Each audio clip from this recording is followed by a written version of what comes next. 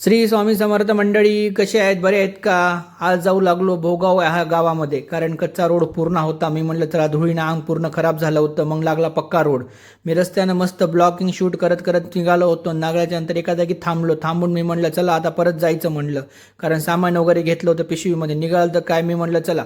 नंतर मग निघालो शेताच्या दिशेनं. शेत आहे की काय म्हणलं, पूर्ण झाडं झुडपले वाढून गेले होते. मस्त वाटू लागलं, कारण असं वाटू लागले का जंगलातून चाललो असं वाटू लागलं. समोर गेल्यावर तर बघतोय तर काय, एकदम दाट, एकदम काळं आभाळ आलं होतं. मी म्हणलं आता मोठ्या प्रमाणात पाऊस पडणार आहे म्हणलं, म्हणून मी थोडंसं फास्ट चालायला लागलो.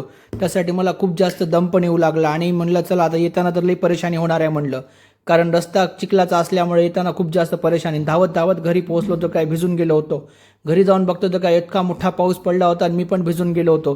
तुम्हाला दाखवा म्हणलं कसे म्हशी पावसात भिजत आहेत, मस्त एन्जॉय करत आहेत. मलाही भिजू वाटू लागलं, पण मी थोडं पाहुण्याच्या घरी गेल्यामुळे कपडे पण गेले नव्हतो ना. चला भेटू नेक्स्ट ब्लॉगमध्ये, बाय.